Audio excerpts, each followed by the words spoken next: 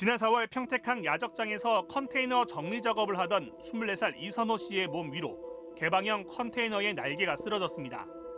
300kg의 철제에 깔린 이 씨는 병원으로 옮겨졌지만 끝내 숨졌습니다.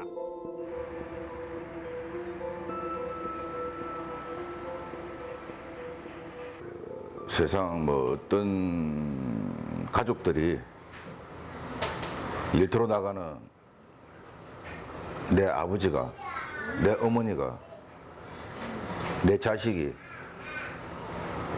아침에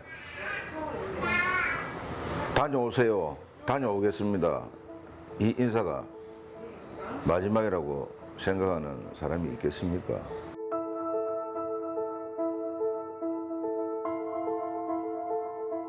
저 역시도 같이 그날 선호하고 둘이서 같이 출근을 했다가 같이 일을 하고 같이 밥을 먹고 잠시 쉬는 시간에 잠깐 심부름을 보냈는데 그날따라 현장 작업이 상당히 길어지더라고요.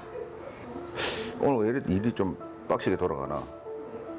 그래서 자전거를 타고 현장을 한번 이제 돌아보러 나가서 돌아보던 중에 사고가 나 있는 현장을 제가 보게 된 거거든요. 시계차가 날개 한쪽을 접자 그 여파로 반대편 날개까지 접혀 이 씨를 덮친 겁니다.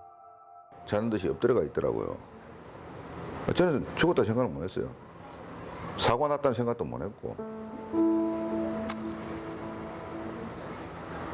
그때 그래서 나는 그 사실을 인지하고 정신을 놨었죠. 그때 생각만 하면은 화도 났다가 눈물도 났다가 후회도 됐다가.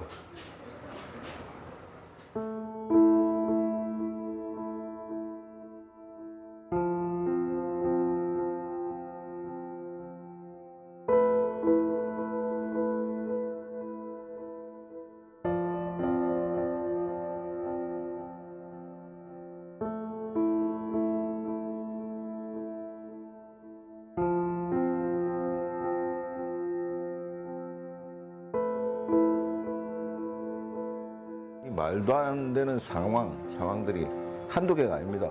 겹치고 겹치다 보니까 그런 사고가 났더라고요.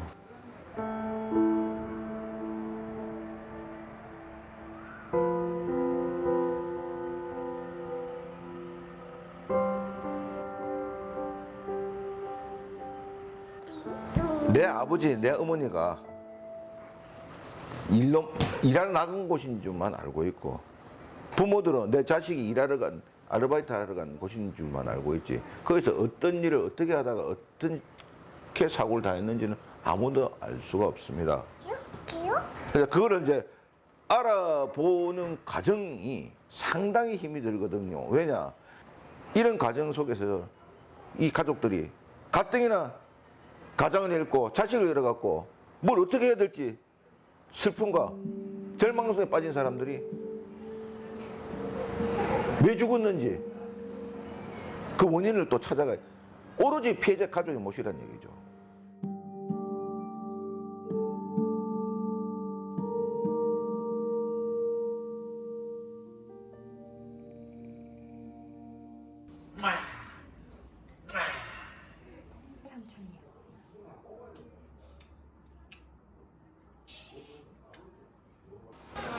다 캐나고 그래도 군대 잘 갔다 와가지고 참 나은 친구 같은 아들이었고 참 장난 많이 치고 살았어요. 이게 서설 때 입어. 너무 귀여워가지고 지금 그런 민망스러워.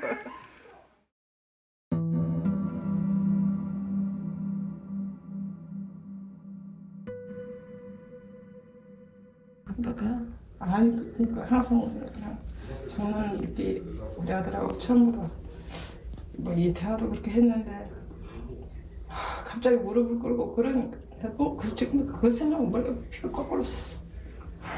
그럼 올 시간이 됐는데 왜 안 오지? 전화를 해볼까?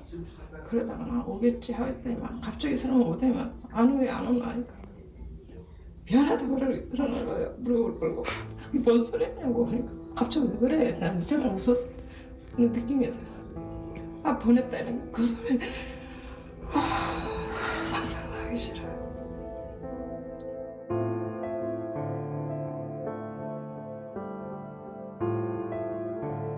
아버님이 되게 원망하셨겠네요. 원망했죠. 뭐 차라리 심지어는 뭐 네가 죽지 왜 내 새끼 죽이냐면서 그 소리 했었어요. 근데 뭐 아무 말도 안 했잖아요. 진짜 고마워. 보내주고 잊고 살아라 간대. 이거요 절대 못 잊습니다. 어찌 있습니까 이거를. 죽을 때까지도 못 잊어. 그러니 이 사람이 살아가는 게요 사는 게 아니거든요.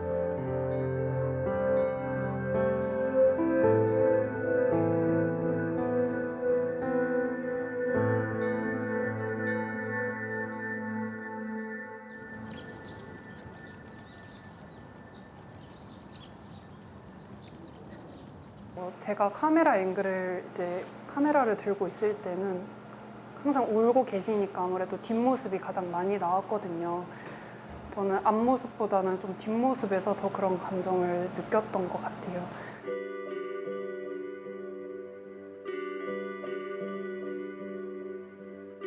사람들이 기억하는 이선호 씨의 모습이 사실 평택항 하면 이제 이선호가 떠오르고 이선호 앞에 평택항이라는 수식어가 붙을 수밖에 없었는데 어머님은 그런 게 싫다고 하셨어요. 저한테 이제 평택항 그런 영상이 떠돌아다니고 그래서 저는 그 어머니가 어떻게 보면 저한테 그게 동기가 돼서 이선호 씨의 다른 모습을 우리가 기억해보면 어떨까. 이 청년 노동자의 이선호 씨의 희생이 헛되이 되지 않게 해서 저는 학생으로서의 친구로서의 아들로서의 그런 이선호의 모습을 어머니와 아버님의 기억을 통해서 제가 그 흔적을 좀 따라가 보는 그런 작업까지 하게 되었습니다.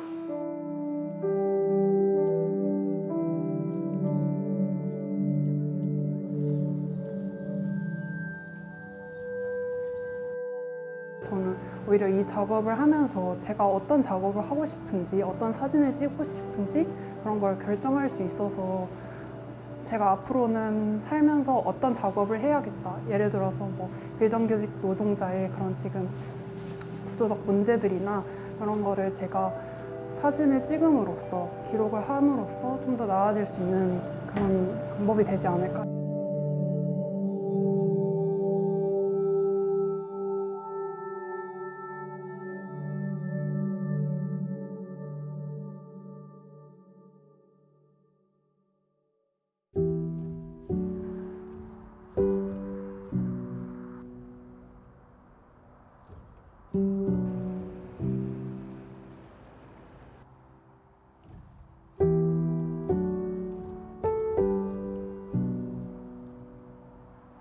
So, I remember the day that Chad died. He was a teenager. Was he 19? 19 years old. His uncle was working. My understanding is that his uncle was working with him, or was his supervisor.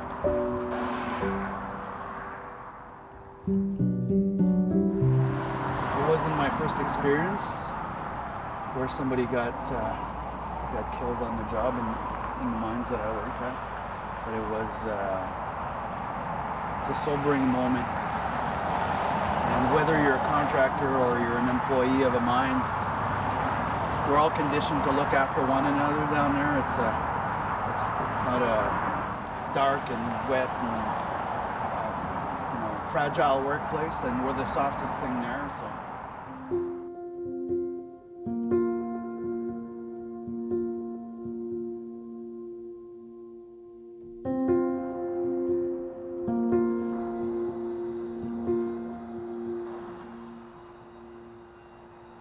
How have you been able to process the losses? It's not easy. You don't ever forget it. It doesn't leave your mind, but it does remind you of being safe. And as me being an older gentleman now in my career, teaching the young kids as I brought them up through the ranks, that safety is really important and to watch out for your brothers. in hand. We work together as a team. We go home together as a team.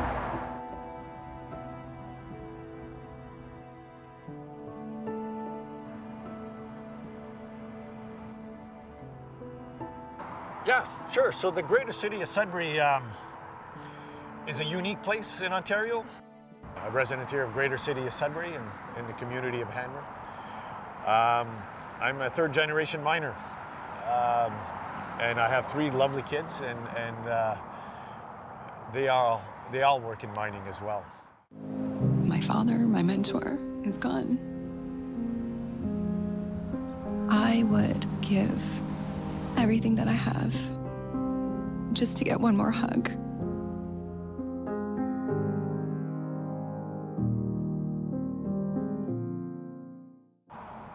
Ironically, the April 28th started here in greater city of Sudbury. People outside of Canada or even outside of Ontario don't really understand why April 28th, but April 28th is a day in Ontario's history where the government put in place legislation to enable the what was known as the Workmen's Compensation Act.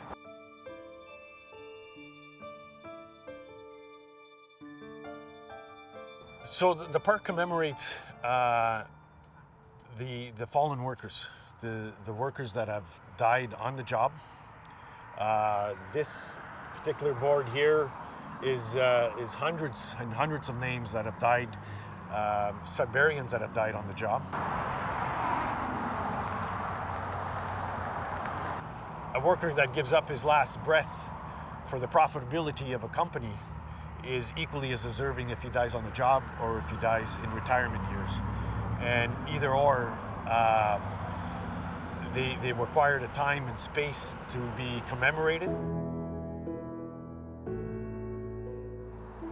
To look at names and understand that it's not just statistics, and we like to look at safety as numbers and graphs. But when you come and see a name and reflect on that name, and especially if you know that person, it really helps to understand why we need to do the things that we do, and ultimately is to improve.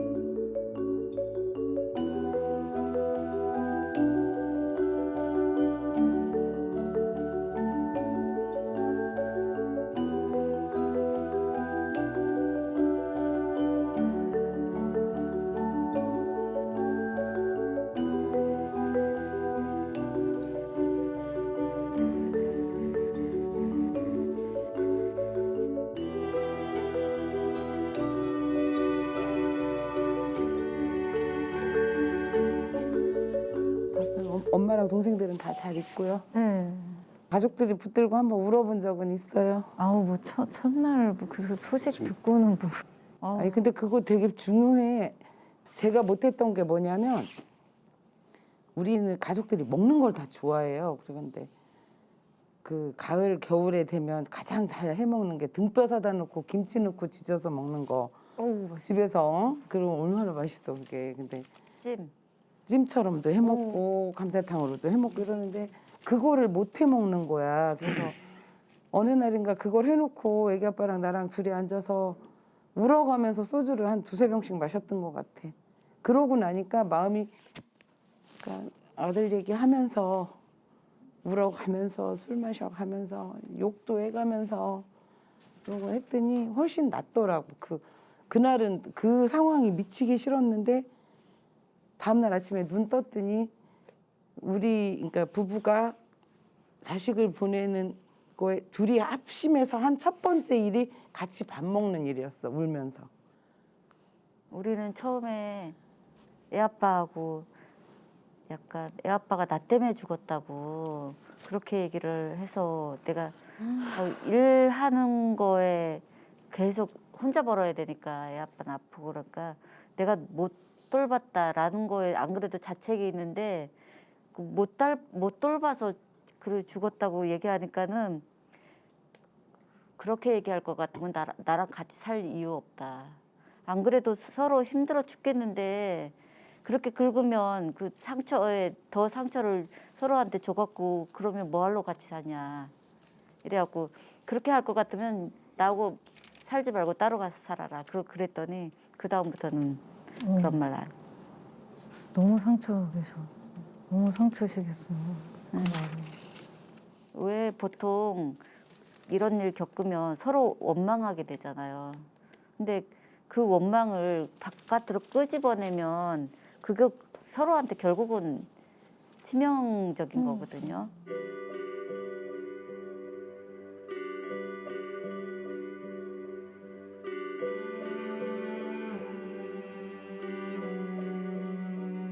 영화 평론부에서 이제 상을 탔는데 내가 영화 해적이라는 바다로 간 산적이라는 영화를 보고 나서 이제 비평을 썼는데 비평 내용에 계속 가슴 아프게 이제 얼마나 한비 씨가 따뜻한 마음을 가진 사람이 있는가를 알려주는 그 마지막 부분의 수상 소감에 이런 게 나와요. 해적은 세월호 이후 여름 스크린을 놓고 다른 두 바다 영화와 경쟁했다. 쌍용차 정리해고가 긴박해서 정당하단 법원의 판결이 떨어지는 날 카트가 개봉했다. 올 겨울은 춥단다. 세월호와 정리해고로 아픈 모든 이들 언제나 나를 이해해주는 부모님까지 덜 추운 겨울을 보냈으면 한다. 이렇게 이제 이런 따뜻한 마음을 가진 아이였는데 이제는 다시 볼 수 없다는 것 때문에 가슴이 아프죠.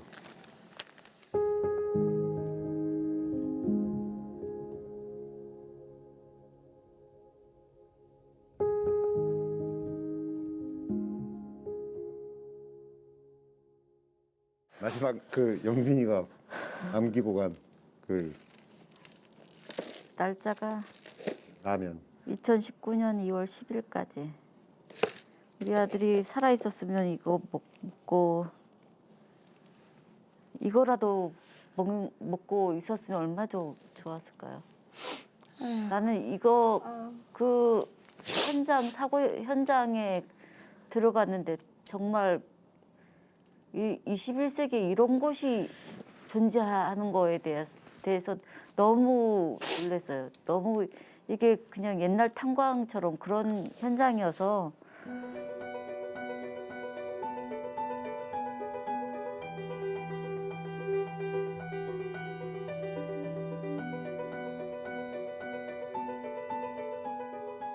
여기는 이유가 뭐냐면 먼지를 다 뒤집어 쓰고 일하잖아요. 그러니까 식당에서 가서 먹을 수 있는 상황이 아닌 거예요. 그래서 거기 식당에서 배달시켜서 맨날 먹어야 되고 그때를 놓치면 식은 밥을 먹거나 아니면 컵라면으로 때우고 이런 상황.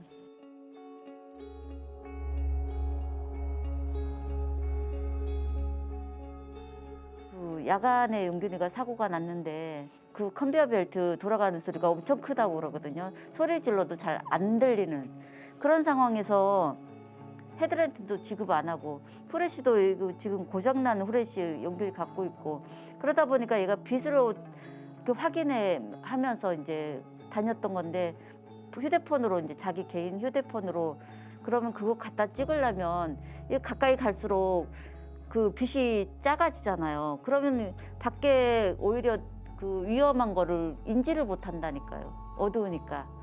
이런 그 어두운데 그 후레쉬가 그렇게 적은 후레쉬를 사용한 거예요? 용균이가? 그 후레쉬를 좀 가지고 오셨네요. 예.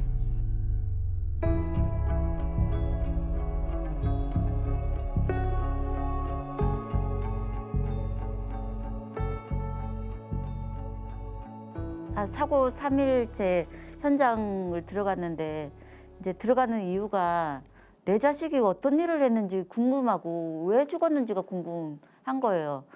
가보니까 물청소가 다 돼 있는 거예요. 얼마나 내가 거기 간 이유가 이제 사라진 거잖아. 그러니까 너무 기가 막히고 분한 게 막 처음부터 확 올라오더라고요. 그래갖고 이걸 어떻게 감당이 안 되니까 그냥 소리내서 엉엉 울었는데 우는 소리가 그냥 우리가 그냥 평상시 울음소리가 아니고 제가 들어도 이거는 괴성 그냥 동물의 울음소리처럼 울었어요 진짜. 그러면서 내가 느낀 게 은폐니까 뭔가가 있구나. 꼭 밝혀야 되겠다. 이거 한 번 더 다짐하게 됐죠.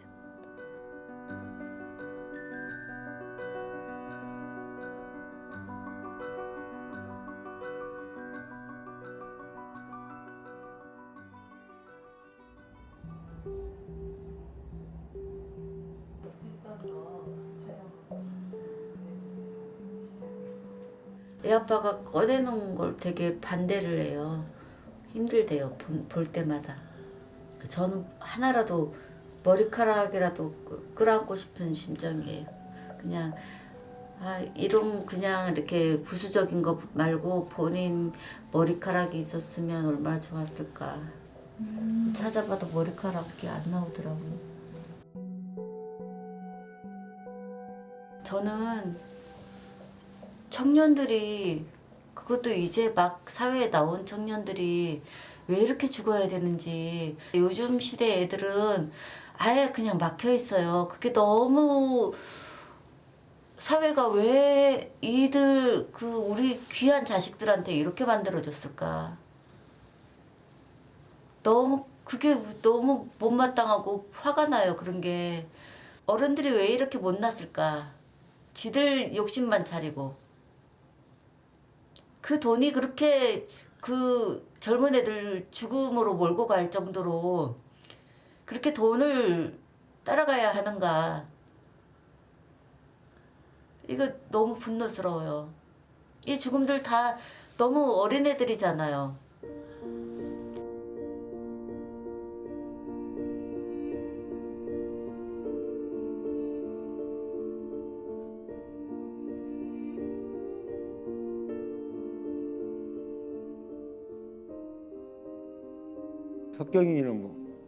석경님은 우리 동준이 유품 뭐 가져왔어요? 옷이요. 옷. 똑같은 옷인데 아들이랑 커플티를 만드는데 엄마하고? 네. 아이, 커플 대단한. 덩치가 아이가 나랑 내가 큰 거죠. 아들이 큰 게 아니고. 엄마 닮아 큰 거죠. 네. 찰지구나. 뒤에도 똑같아요, 뭐야? 똑같아요. 이게 이제 지가 뭔가 뭐지? 게임 뭐를 팔아가지고 돈 몇만을 벌었어요. 그랬는데 그때 이렇게 하는 데서 ET가 있는데 엄마 우리 사이즈 있어. 근데 이게 야해. 엉덩이에 손이가 있잖아요. 이거 이걸 우리가 사놓고 얼마나 웃었나 몰라. 좀 야하긴 한데 둘 다 엉덩이가 퉁퉁해서 찰지구나가 어울리는 저기거든요. 그래서 그 뒤도 보여주시면 안 돼요? 내가 입은 거? 어머니. 내가 입은 거? 네. 찰진 부분. 보여줘야지. 보여줘야지.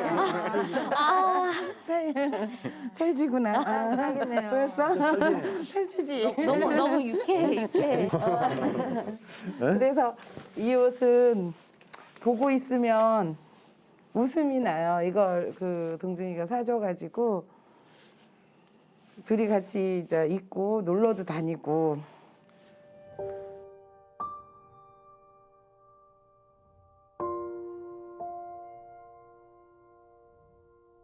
우리는 동준이 하나를 키웠고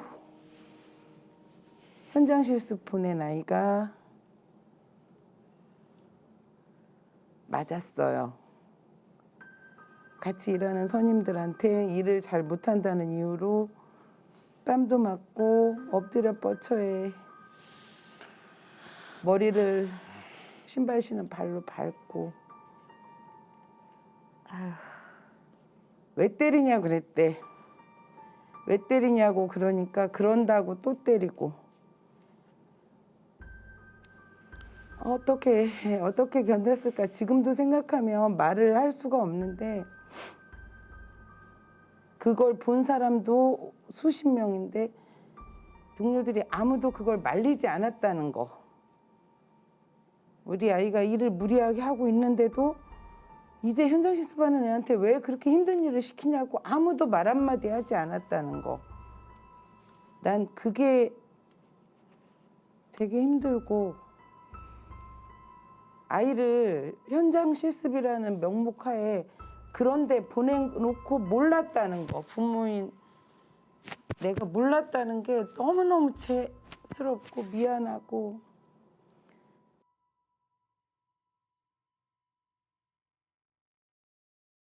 저도 그랬어요.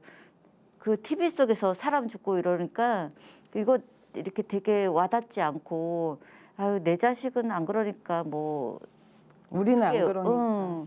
근데 이제 그렇게 생각하다가 어느 날 갑자기 내일이 되고 그래서 사람들 이제 유족들 만나면 항상 다 똑같은 말. 나는 내가 이렇게 당할지 몰랐다라는 거. 그렇죠. 남의 일처럼 생각하고 살았지. 설마하니 내일이 될 거라고 꿈에도 생각해 본 적이 없겠죠.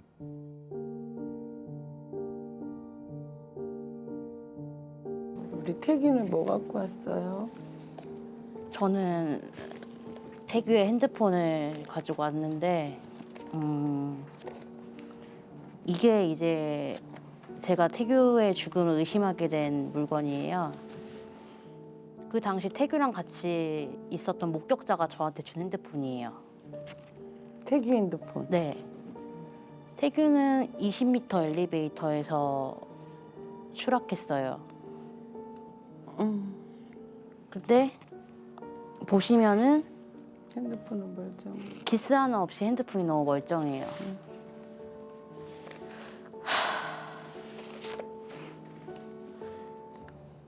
고용노동부도 경찰도 아무도 수사해주지 않았어요. 조사해주지 않았어요. 조사할 권한도 없는 유가족이 직접 사건 현장에 가서 뭐 피냄새 진동하는 안전모를 찾고 그 CCTV를 확인한 게 태규랑 가장 친했던 친구예요. 근데 그 CCTV를 보니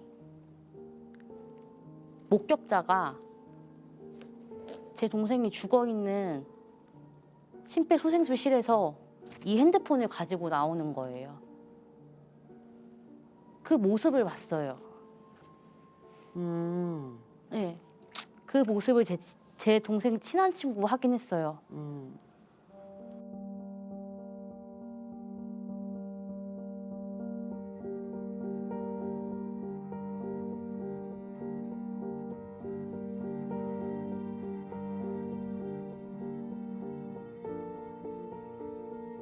근데 너무 아프다. 네. 제가 가지고는 있지만 너무 보기 힘들고 이 핸드폰을 보면은 2019년 4월 10일로 돌아간 것 같아서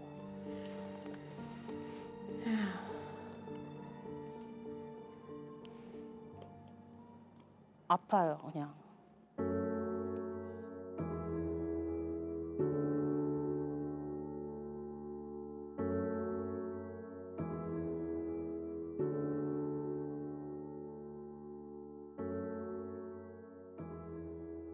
사진에 핸드폰에다 이제 재순이가 살아생전에 이제 가장 해맑게 찍었던 사진을 핸드폰에다 이렇게 웃는 모습 좀 봐. 한 번 더 보여주세요. 겨우 내내 우리 재순이 사진 보고 있었다. 너무 천진난만하게 웃고 있죠. 다니는데 이제 또 우리 작년에 재순이 사진 엄청 봤잖아요. 재순이가 또 이제 지적 장애가 있었던 상태였었고 가서 보니까 이제 이미 화장을 해버린 상태였었고 누가 시키지도 않은 일을 하다가 그렇게 됐다. 자기 과실사다라고 이제 얘기를 하길래 그래서 대책위를 꾸리고 그런 과정에서 이제 진상조사단이 이제 따로 꾸려져 가지고 비디오 CCTV 확보하고 했는데도 자기네들은 잘못한 게 없다. 재순이가 잘못한 거야. 네.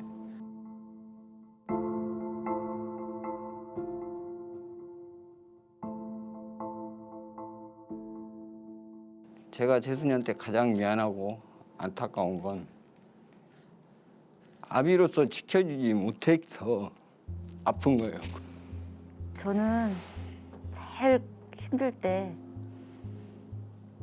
애 사고 났는데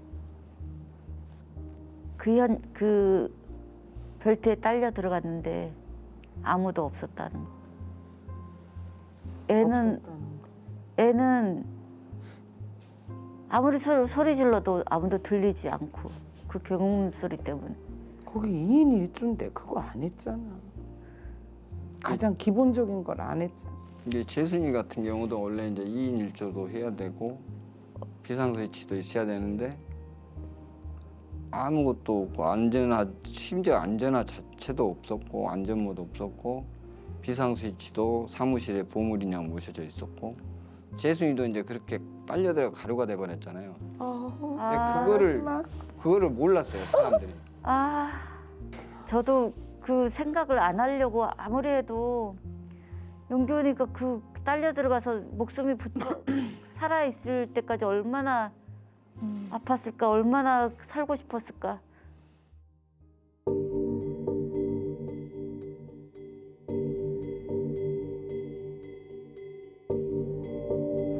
오늘 오후 1시 반쯤 경기도 이천시 모가면의 한 물류창고 공사 현장에서 불이 났습니다. 불길은 걷잡을 수 없이 빠르게 번졌습니다.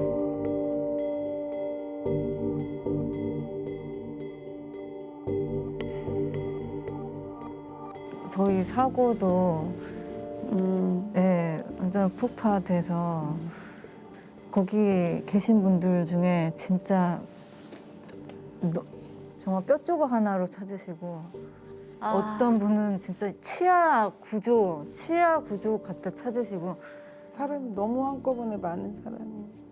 그렇게 그 전에도 40명 똑같은 사고 그러니까 있었는데도 똑같은 또 사고가 났는데도 정부 방침이 재발 방지 대책을 하나도 안 세우고 지금도 옆에서 아무리 외쳐도 그래서 남의 일이야. 강 건너 불구경이야. 대형 참사인데 그 참사 38명이 돌아가셨는데 지금 까마득한 옛날처럼 사람들 내리석에서는 잊어져 있잖아요. 그렇죠. 그 사회가 기억하지 않는 거죠. 그런 기억을 한다면 그 사람들도 기억해주고 옆에서 다가가는 사람이라도 있었고 사회가 뭐 정부나 뭐 기업주나 이런 데서 안 해준 거야 뭐 분노할 수 있지만 사회 자체도 이렇게 기억하지 않기 때문에 그 사람들은 더 좌절하고 분노하고 삶의 희망을 잃었고 그래서 기억한다는 것이 단순히 우리의 가족, 자식들을 그리워하고 슬퍼하면서 그 추억을 기억한다는 게 아니라 기억을 끌어내서 미래를 살아가는 안전한 사회를 위해서 또 개인적으로는 또 내가 살아가야 될 존재해야 될 이유가 되는 거고요. 왜? 내 삶의 이유. 네.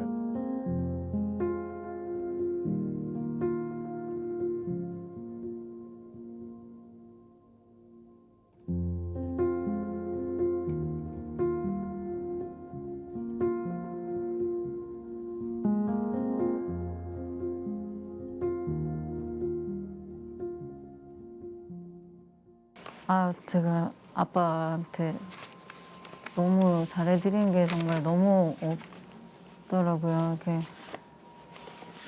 딸내미가 돼가지고 아빠한테 해드린 게 하나 없고 진짜 아빠 돌아가시기 얼마 전에 그때부터 생각이 나가지고 아빠한테 마지막으로 드린 선물 내가 성경책 좋은 선물 드렸네. 정말 지금 생각해도 잘했다. 정말 더 늦었으면 진짜 정말 내가 너무 힘들었겠다. 일단 내가 너무 힘들었겠다 싶고 정말 이거 제가 보려고요. 나이 들어서. 그 어쩔 수 없는 사고였기 때문에 우리 선생님이 그립고 아프긴 하겠지만 나는 편안하게 아버님을 기억할 수 있었으면 좋겠어요. 네, 이거 보면서 계속 기억. 말씀으로 네, 정말. 평안하게 계실 것 같네요. 그래서 제가 지금 견딜 수 있는 유일한 힘이지 그거 아니었으면 저는 진짜 이거는 정말 도저히 감당할 수가 없는 정말 모두 다 그러셨잖아요. 이런 일이 있을 거라고는 생각조차 하지 못한 일이 처음 듣자마자 진짜로 처음 듣자마자 멘탈 붕괴. 진짜 듣자마자 나도 모르게 진짜 지금도 그러네. 정말 이게 뭐예요? 이게 뭐 말도 안 나고 무슨 생각조차도 안. 정말 생각도 하기 싫은 일인데. 네. 이것밖에 너무 해드린 게 너무 없어서 너무 죄송하고 다 그러시죠. 잘해준 게 없는 것 같고 다 키우지도 못했어 난.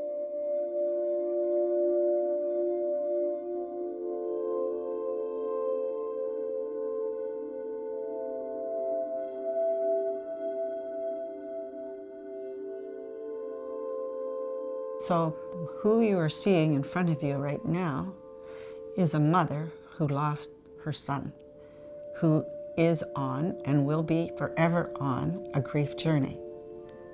But I have eventually learned to grow and to cope through this journey.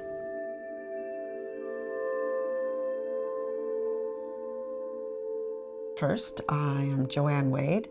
I am a mother of three, a single parent, I've been for years, and I'm a retired nurse.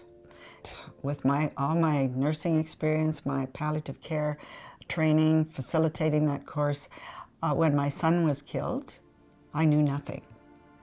I absolutely knew nothing. I was lost in a completely foreign world.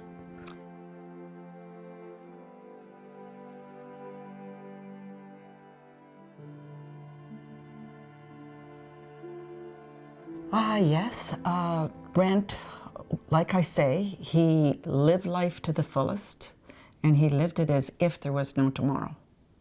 And unfortunately, on November the 9th, 1999, for him there was no tomorrow.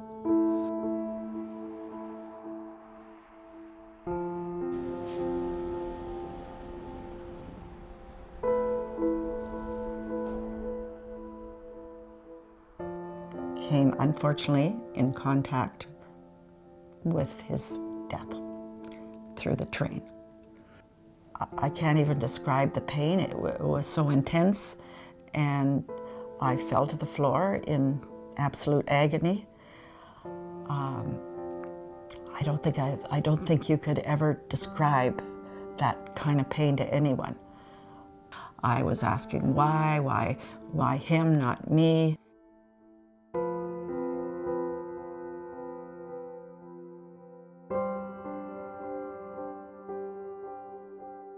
With it themselves, and unfortunately I feel guilty because I feel I wasn't there for them as a strong parent. Because I think to myself, I should have been down to see where Brent worked. I should have been aware of the conditions that he worked in, the dangers, the risks.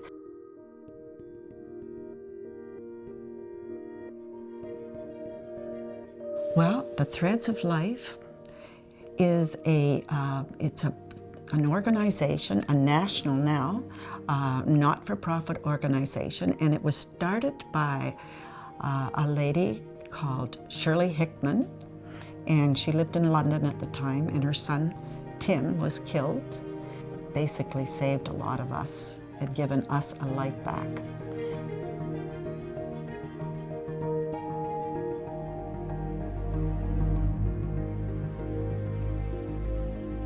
So on this quilt, You've got the quilt blocks with 100 young adults and ages 14 to 23 that were either, some of them were even a couple days or a day on the job. From that quilt, and it's a huge quilt, and each block is held together by threads. So the important part here is that one thread, when stands alone, is weak, but when woven together, is strong.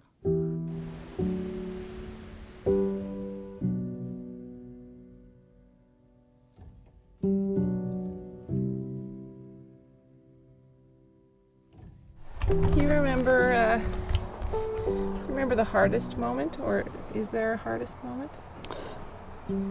When you receive the news, that's the hardest moment. That just about kills you right there.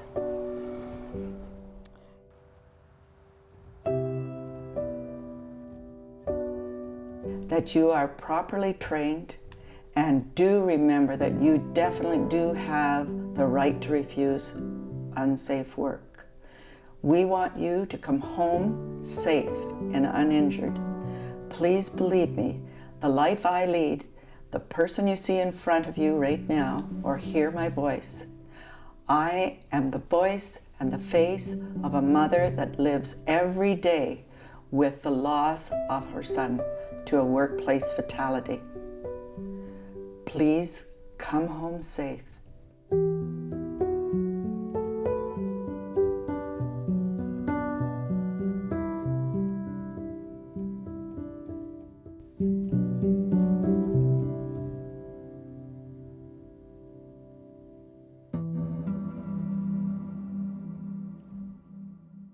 별빛이 내린 밤, 그 풍경 속 너와 나 날 새롭게 하는, 따뜻하게 만드는.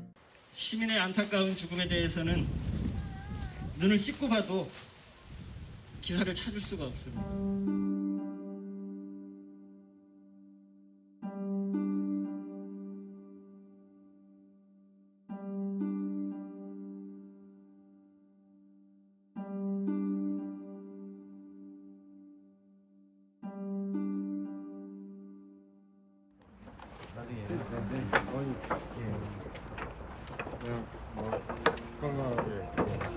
식사 다 하시고 하나야 그 정확하게 살려서 같이 힘.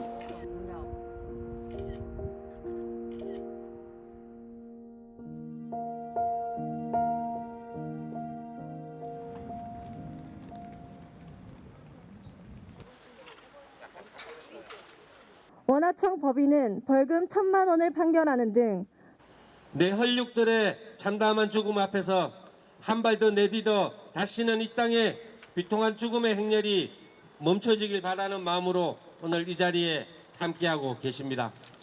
가슴을 치며 분노와 통탄의 눈물을 삼켜야 하는 산업재해 노동자들의 유가족들입니다.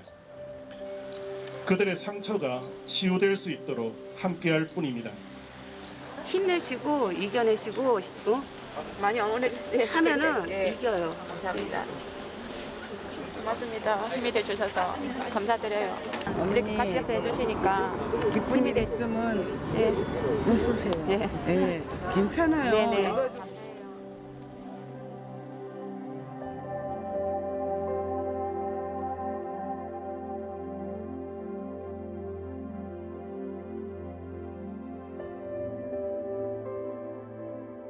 이 다신을 통해서 3년 동안 이제 활동을 하면서 나만 아픈 게 아니라 우리 다 같이 아프잖아요. 그냥 우리는 모여서 그냥 뭐 서로 위로하지 않아도 보기만 해도 서로 위로가 되고 의지가 되는, 거기서 이제 한 걸음 더 나아갔잖아요. 어떤 사람들은 이제 처절하게 보였죠. 근데 우리는 사실은 처절한 싸움보다는 절박한 싸움이었죠. 우리가 뭐 처절한 싸움이라기보다는 절박한, 더 이상 사람이 죽지 않는 사회를 만들기 위한 절박함이었는데. 근데 이건 우리가 불쌍하고 그런 일이 아니라 그들이 잘못한 거잖아요. 우리가 불쌍한 존재가 되는 게 나는 이해가 안 돼. 동준이는 자살이었습니다. 내가 맨 처음 갖는 건 내재였어요. 내재. 내가 내 아이를 잘못 키운 내재였다. 그러니까 나에 대한 자책감이 나를 견딜 수 없게 만들었고 이게 내가 깨우쳤죠. 이건 내 죄도 동준이 죄도 아니다. 회사의 잘못이 있고 사회 구조 시스템의 문제고 현장 시스템 제도에 문제가 있고 노동 안전에 문제가 있다. 우리나라 이거 잘못됐다. 이걸 알고 얘기를 막 했어요. 2014년도에 내가 막 아무리 외쳐도 지네가 문나서 애 마이스터고 보내놓고 애가 거기서 뭐 우울증이 심해서 지가 죽은 거 가지고 왜 회사에다가 들이다 대냐 그런 시각이 훨씬 많았어요. 그때만 해도. 그래서 죽으나 사나 그 누명을 벗어야 됐어. 나를 위해서도 벗어야 됐지만 나는 그 귀한 내 아들을 오로지 이 아이의 잘못만으로 그 죽음을 몰고 가는 세상에 대해서 말하고 싶었어요. 이 자식이 일하러 가서 집단 괴롭힘에 의해서 그렇게 막 죽었을 때 그걸 내가 위로받을 수 있는 데가 하나도 없었어요. 저에게 다시는